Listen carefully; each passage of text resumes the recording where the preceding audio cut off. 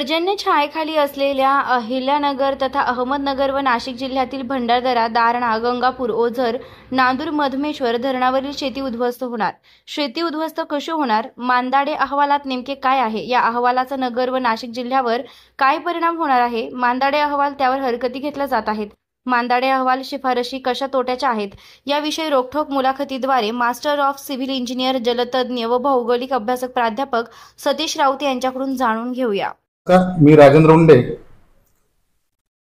अहमदनगर तथा अहिल्यानगर व नाशिक जिल्ह्यातील वरदान ठरलेले गंगापूर, निळवंडे, दारणा, भंडारदरा आणि मुळा या धरणातील पाणी साठा सध्या मांदाडे समितीच्या अहवालानुसार तो वाटप करण्याचे ठरविले आहेत आणि त्या समितीच्या अहवालावर हरकती मागितल्या आहेत.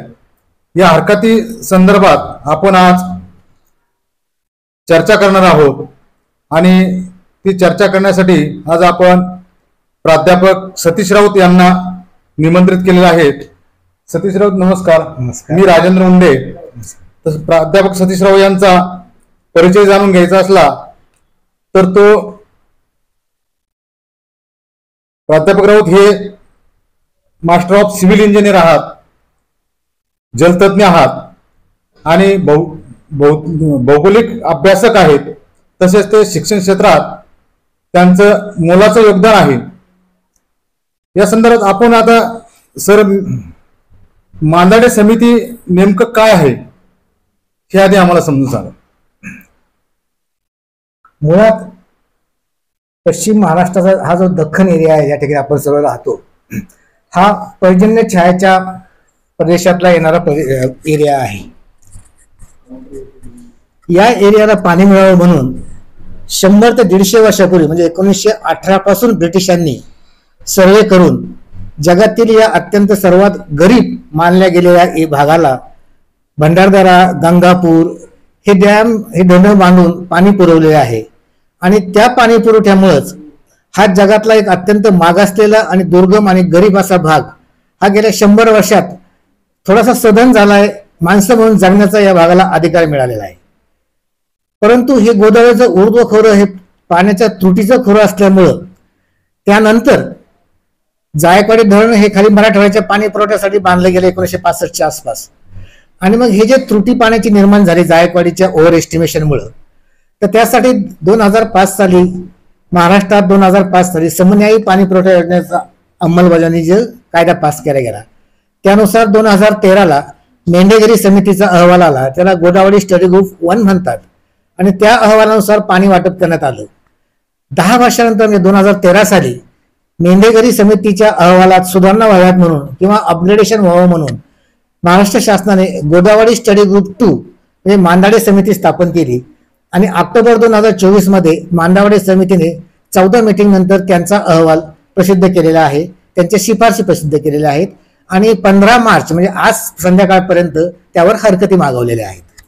सर, मग मला एक सांगा, 2013 मध्ये मेंढेगिरी समितीचा अहवाल आला, त्याच्यानुसार पाणी वाटप झालं.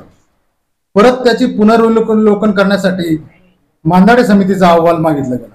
या मांदाडे समितीने या अहवालात अशा काय त्रुटी म्हणजे काय हे केलेले आहेत की ज्याच्यामुळे नगर जिल्हा आणि नाशिक जिल्हा उद्ध्वस्त होऊ शकतो?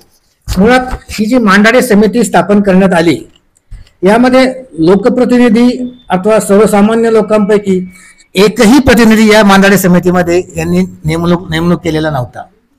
हे सर्व सरकारी सनदी अधिकारी, इंजिनियर्स लोक आहेत. आता मुळात मांदाडे समितीने त्यांचा जो अहवाल प्रसिद्ध केला आहे त्यात त्यांनी 20 शिफारशी केलेल्या आहेत. आणि आपला अनुभव असा आहे की या शिफारशीनंतर लागू होतात, जर त्याला योग्य प्रकारे आपण ऑब्जेक्शन घेतले नाही तर त्यातली एक भयानक शिफारशी अशावर आपण चर्चा करावी असं मला वाटतंय. बोला. तर शिफारस क्रमांक 1 जी आहे की पाणी केव्हा आणि किती सोडावं, म्हणजे भंडारदरा, मुळा, दारणा या धरणातलं पाणी केव्हा आणि किती सोडावं याचे अधिकार आणि याचे डिसिजन घेण्यासाठी या मांदाडे समितीने Maharashtra remote sensing centre Nagpur यांना एक सॉफ्टवेअर तयार करायला सांगितलं. आता ज्या कंपनीला, ज्या इंजिनियर्सला किंवा ज्या सॉफ्टवेअर इंजिनियर्सला कुठल्या पिकाला पाणी किती लागतं, दुष्काळी परिस्थिती काय असते, महाराष्ट्रातला पीक पॅटर्न काय आहे हे माहीत नाही. त्या संस्थेला एक सॉफ्टवेअर तयार करायला सांगणं आणि त्या सॉफ्टवेअरच्या आधारे धरणांचं पाणी मॅनेज करणं की ज्यावर जनावरांचं आणि लाईफ स्टॉकचंच नाही तर माणसांचं सुद्धा जीवन अवलंबून असतं, हा एक भयान प्रकार आहे. या सॉफ्टवेअरच्या आधारे तुम्हाला वाटतं का पाणी सोडता येऊ शकतं? पाणी सोडता येऊ शकतं, पण सॉफ्टवेअरला तो निर्णय घेण्याचा अधिकार देणं हे मुळातच चुकीचं आहे. म्हणजे चुकीचं आहे. म्हणजे उदाहरणार्थ तुम्ही रोबोट्सला माणसं जिवंत ठेवायची की मारायची हे सांगू शकत नाही तुम्ही रोबोट्सला.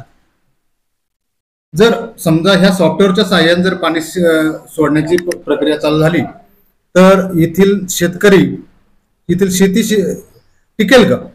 हे शक्यच नाही शेती टिकणं. कारण या सॉफ्टवेअरच्या संदर्भात इतर ज्या काही शिफारसी केलेल्या आहेत की उदाहरणार्थ शिफारस क्रमांक 2 की पाणी सप्टेंबरच्या सुरुवातीपासून सोडण्यात यावं.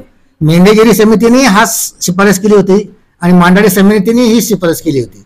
आता मांडाडे समितीने त्यांच्या अहवालामध्ये नमूद केलेलं आहे की जायकवाडीला मुख्यत्वे सप्टेंबर आणि ऑक्टोबर मध्ये पाणी येतं आणि ते परतीच्या पावसाचं पाणी जास्त असतं. व्हेरॅज हे भंडारदरा, मुळा, दारणा, गंगापूर ह्या धरणात पश्चिमेकडून अरबी समुद्रावर येणाऱ्या मान्सूनचं पाणी असतं. आता सप्टेंबर मध्येच जर ही धरणं मोकळी केली आणि परतीच्या पावसाचं पाणी जर या धरणांना मिळालं नाही तर कदाचित अशी परिस्थिती निर्माण होईल की जायकवाडी भरेल आणि वरची धरणं मोकळी असतील आणि भरलेलं जायकवाडी धरणातलं पाणी आपण पाठीमागे आणूच शकणार नाही. त्यामुळे सप्टेंबर मध्ये पाणी सोडण्यात यावं हा अत्यंत चुकीचा निर्णय या चुकीची शिफारस या समितीने केलेली आहे. आता नगर आणि नाशिक जिल्हा हा पर्जन्य छायाखाली आहे. मराठवाडा हा भाग सर्वाधिक पाऊस पडतोय. मग आता जर समजा त्यांना जर पाऊस पडतोय, पैठण धरणात पाणी जातंय, सगळं होतंय, मृत साठा भरपूर प्रमाणात आहे त्यांचा, तर ही ते आपल्या पाण्यावर हक्क गाजवतात आणि मृत साठा तसाच ठेवून ते आपल्या पाण्यावर हक्क ठेवतात. मृत साठ्यातून यांची गरज भागू शकत नाही का? जायकवाडीचा मृत साठा हा नाशिक आणि नगर जिल्ह्यातल्या अप्पर भागातल्या उर्ध्व गोदावरीच्या मृत साठ्याच्या 1.5 पट आहे एकट्या जायकवाडीचा मृत साठा. म्हणजे मुळा, भंडारदरा, प्रवरा, गंगापूर, दारणा, भावली, मुकणे या सर्व धरणांचा जेवढा मृत साठा आहे त्याच्या 150% मृत साठा एकट्या जायकवाडी धरणाचा आहे. त्यामुळे एवढा प्रचंड मृत साठा हा पाणी वाटप समितीने पाण्याचं वाटप करताना किंवा त्याने ग्राह्यच झालेला नाहीये. 65% किंवा 58% आहे हा जो कट ऑफ त्यांनी पॉईंट धरलाय सप्टेंबर मध्ये किंवा मागे आपण ऑक्टोबर धरला होता, त्यात त्यांनी या मृत साठ्याचा गृहीतच धरला गेलेला नव्हता की जो या सर्व वरच्या भागातल्या सर्व 20 धरणांच्या मृत साठ्याच्या 1.5 पट आहे. पण हा एक भयानक प्रकार आहे. त्यामुळं दुष्काळी परिस्थितीमध्ये मी तो मुद्दा आधीच म्हणतो आता की दुष्काळी परिस्थितीमध्ये कुठल्याही परिस्थितीत जायकवाडी धरणाच्या डाऊनस्ट्रीमला असलेलं लाईव्हस्टॉक, पशुधन हे जगवण्यासाठी तुम्ही आमच्या जिवंत पाणी साठ्याला हात लावू नका, हे आमचं ठाम मत आहे. ते शिफारस आम्हाला पूर्णतः अमान्य आहे.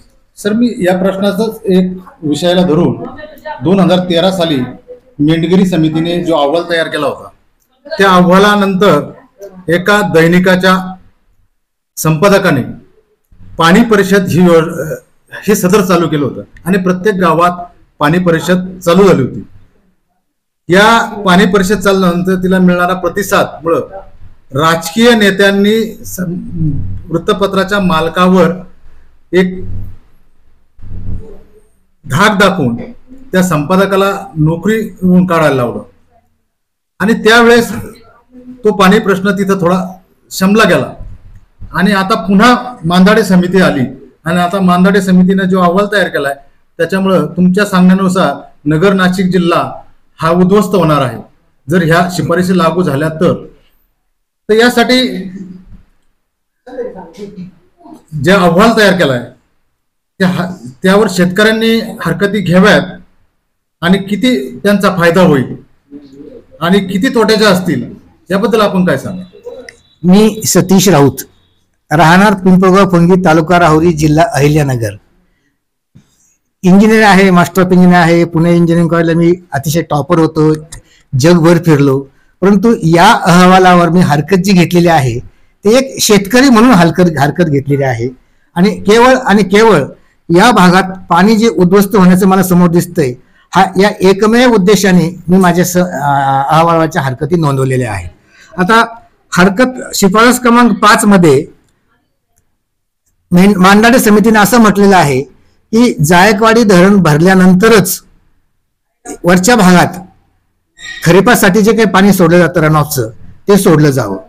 आता मुळात हा भाग पर्जन्य छायेच्या परिषद असल्यामुळं या भागातली रब्बीच काय पण खरीपाची पिकं सुद्धा केवळ आणि केवळ सप्टेंबर ऑक्टोबर मध्ये गोदावरी आणि प्रवरा मुळा या नद्यांच्या धरणाच्या डाऊनस्ट्रीमला असलेल्या रनऑफच्या पाण्यावरच भरले जातात आणि रनऑफचं पाणी वापरायचं नाही हा विषयच मुळात या ठिकाणी उपलब्ध होऊ शकत नाहीये. कारण ह्या भंडारदरा गंगापूर मुळ्या धरणाच्या अगोदर या भागामध्ये ओझर नांदूर मध्यमेश्वर लाख बंधारे झाले आहेत. लाख बंधारा तर 1890 साली झालेला आहे आणि ओझर बंधारा हा 1919 साली झालेला आहे. धरणांच्या अगोदर झालेला आहे की ज्याद्वारे रनऑफचं पाणी या भागातील खरीप पिकांना मिळेल. त्यामुळे या भागातील खरीप पिकांना सुद्धा जर रनऑफचं पाणी मिळालं नाही तर हा भाग पूर्णपणे उद्ध्वस्त होईल आणि हा मुद्दा क्रमांक 5 शिफारस क्रमांक 5 ही अतिशय घातक आहे हे मी या निमित्ताने सांगू इच्छितो. आता मला एक सांगा सर, तूट जी तूट आहे धरणातील तूट दाखवली गेलेली आहे ती तूट कशी भरून काढता येईल आपल्याला? मुळात अप्पर गोदावरी रिजन जो आहे हा एक तुटीचं खोरं आहे. आपण जर सिव्हिलायझेशन हा प्रकार पाहिला तर अगदी राजस्थानमध्ये मोठमोठे राजवाडे आहेत, म्हैसूरमध्ये राजवाडे आहेत, भारताच्या सर्व भागात मोठमोठ्या इमारती आहेत. फक्त आणि फक्त या नगर नाशिक जिल्ह्यातल्या पर्जन्य छायाच्या प्रदेशामध्ये छत्रपतींनी बांधलेल्या किल्ल्या व्यतिरिक्त एकही पुरातन इमारत नाही. कारण हा भाग अत्यंत दारिद्र्याच्या खाईत बुडालेला होता. या धरणामुळे या बंधाऱ्यामुळे या भागाला थोडस वैभव आलेला आहे. आणि मग आता या ठिकाणी एवढं पाणी नाही की जे सर्व मराठवाड्यापर्यंत पुरवलं जाऊ शकेल. त्यामुळं आणि मला आश्चर्य वाटते की मांडाडे समितीत सर्व अगदी मोठमोठे इंजिनियर असताना त्यांनी तुटीचे विभाजन म्हणजे डिफिसिट शेअरिंग हा शब्द मुद्दा क्रमांक शिफारस क्रमांक 8 मध्ये वापरलेला आहे. ही भाषा मुळात इंजिनियरला शोभत नाहीये. भारतात विश्वेश्वरैयासारखे भारतरत्न इंजिनियर होऊन गेलेले आहेत की ज्यांनी पाणी अडवून पाणी निर्माण करून उपलब्ध करून ज्या ठिकाणी पाणी नाही त्या ठिकाणची शेती फुलवलेली आहे. आणि या ठिकाणी महाराष्ट्र शासनाचे हे तथाकथित मोठे इंजिनियर्स डिफिसिट शेअर म्हणतात ही अक्षरशः मी असा शब्द वापरायला नकोय पण लाजिरवाणी गोष्ट आहे. मला एक सांगा सर, ही समिती स्थापन झाली, या समितीने अहवाल तयार केला, यात अभियंता आहे, अनेक पदाधिकारी म्हणजे अधिकारी वर्ग आहे, पण या शेतकरी किंवा राजकीय पक्षातले काही नेते किंवा ज्याला पाण्याचं ज्ञान आहे जलतज्ञ अशा कोणाला सामील केलेलं आहे का? मला सांगायला अजिबात संकोच वाटत नाही की या भागातले जे राजकीय नेते आहेत, नेतृत्व आहे, हे अतिशय, मी कोणाचं नाव घेत नाही, अतिशय कसलेलं, अनुभवी, डाऊन टू अर्थ आणि समाजाच्या समस्यांचं जाणीव असलेलं नेतृत्व आहेत. गेली 50 वर्ष त्यांनी अतिशय सक्षमपणे या भागाच्या गरजा ओळखून आणि शेती हा या भागाचा मुख्य व्यवसाय आहे लक्षात घेऊन पाणी नियोजन अतिशय व्यवस्थित केलेलं आहे. अहमदनगर पाटबंधारे विभागाने सुद्धा गेली 100 वर्ष ब्रिटिश गव्हर्नमेंटने आखून दिलेल्या नियमाप्रमाणे नाशिक पाटबंधारे विभागाने अतिशय सुंदररित्या पाणी व्यवस्थापन केलेलं आहे.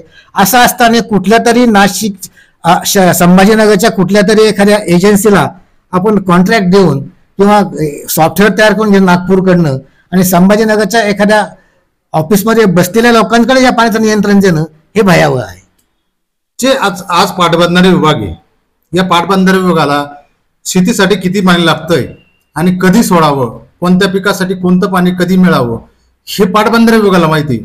ते संभाजीनगरमध्ये वार्तानुकीत खोलीत बसून पाणी सोडणाऱ्यांना हे कळणार आहे का? याबद्दल आपलं काय मत आहे? मांडाडे समिती अहवालात एक नकाशा आहे या भागातल्या पीक पॅटर्नचा. म्हणजे मला आश्चर्य वाटते की त्यांनी पीक पॅटर्नचा जो नकाशा प्रसिद्ध केलाय की ज्या आधारे नाशिकची रिमोट सेन्सिंग एजन्सी सॉफ्टवेअर तयार करणार आहे, त्यांनी डोंगराळ भागात ऊस दाखवलाय आणि ज्या भागात ऊस आहे त्या भागात त्यांनी डोंगर दाखवले आहेत. ही जर यांची एक्सपर्टाईज असेल तर गॉड ब्लेस अस, मी एवढंच म्हणू शकतो. तुमच्या प्रश्नाचं उत्तर हे की अगदी म्हणजे या ज्या लोकांना ग्राउंडवरची काहीही परिस्थिती माहीत नाहीये आणि इथं ऊस कुठं आहे आणि गहू कुठं आहे आणि काय पाणी लागतंय, त्यांनी हा निर्णय एखाद्या अनटेस्टेड नागपूरच्या सॉफ्टवेअर घेणं, त्यांनी कुठून तरी ऑस्ट्रेलियन माणसं बोलवणं, त्यांनी सॉफ्टवेअर तयार करणार निर्णय घेणं, हे भयान प्रकार आहे. EC रूम मध्ये बसवून नकाशा तयार करणे याच्यात आणि प्रत्यक्ष फील्डवर काम करणे याच्यात फरक आहे. मला तेच विचारायचं होतं तुम्हाला, का यांनी जो डोंगरात ऊस दाखवलाय आणि जमिनीवर डोंगर दाखवलेत, नेमकं हे डोंगराला पाणी देणार आहेत की जमिनीला पाणी देणार आहेत? सॉफ्टवेअर कोणाला पाणी देणार नेमकं? मग हे पाणी सोडण्याचा अधिकार नेमकं पाटबंधारे विभागालाच पाहिजे का नको? हे पाणी सोडण्याचा अधिकार आज जी यंत्रणा आहे, कालवा सल्लागार समिती, लोकप्रतिनिधी, पाटबंधारे विभाग, संबंधित शेतकरी आणि जाणकार यांनाच हवे आहेत. वस्तुस्थितीला धरून आज पाणी सोडलं जात आहे आणि तीच परिस्थिती कायम राहावी असं माझं स्पष्ट मत आहे. आणखीन एक मुद्दा मागाशी तुम्ही पुन्हा मांडला होता की तुटीचं नियोजन. तर तुटीच्या नियोजनाबाबत तुम्हालाही कल्पना आहे की कोकण इरिगेशन विभागाने 2018 साली कोकणातल्या पश्चिम वाहिनी नाज्यातलं जाणारं, कोकणात पश्चिम वाहिन्या जवळ 3000 TMC पाणी कोकणात उपलब्ध आहे, त्यातलं 10% म्हणजे 300 TMC पाणी आपण पश्चिम महाराष्ट्रात वळू शकतो.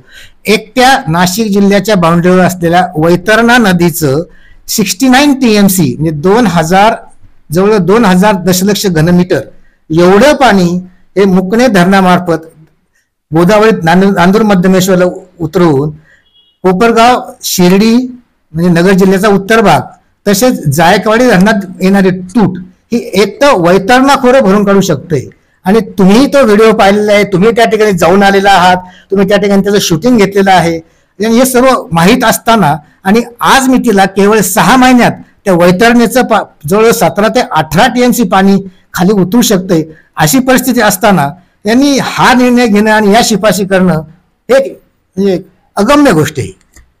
म्हणजे याच्यातून एक मेदळे समिती आणि मेंढगिरी समिती या दोघांच्याही याच्यातून एक जाणवतं की शेतकरी उद्ध्वस्त झाला पाहिजे. शेतकऱ्याला पाणी मिळण्याऐवजी फक्त मराठवाडा भागालाच पाणी मिळालं पाहिजे. नाशिक जिल्हा याचं वाळवंट झालं तरी त्यांना सोय नाही किंवा कोणताही फरक पडणार नाही, असं तुम्हाला वाटतंय का? मराठवाड्याला पाणी मिळायला पाहिजे, इथे पाणी मिळायला नकोय असा काही उद्देश असेल यावर मी भाष्य करू शकत नाही. परंतु यांना या विषयाचं जाण आणि गांभीर्य आणि खोली आहे असं मला अजिबात वाटत नाही. धन्यवाद सर. आपण आज मांदाडे समितीच्या अहवालावर चर्चा केली आहे. या चर्चेतून बऱ्याचशा गोष्टी समोर आलेल्या आहेत आणि पाण्याचा संघर्ष सातत्याने वाढत जाणार आहे. नैसर्गिकरित्या मिळालेली पाण्याची जलसंजीवनी भविष्य काळात टिकवायची असेल तर मांदाडे समितीच्या अहवालावर प्राध्यापक सतीश राऊत यांनी सांगितल्याप्रमाणे आपण हरकती नोंदवणं गरजेचं आहे. नाहीतर नदीकाठचा व पाटपाण्यावरील शेतकऱ्यांनी हरकती घेतल्या नाही तर हा नगर आणि नाशिक जिल्हा उद्ध्वस्त झाल्याशिवाय राहणार नाही असे मला निश्चित वाटते. नमस्कार.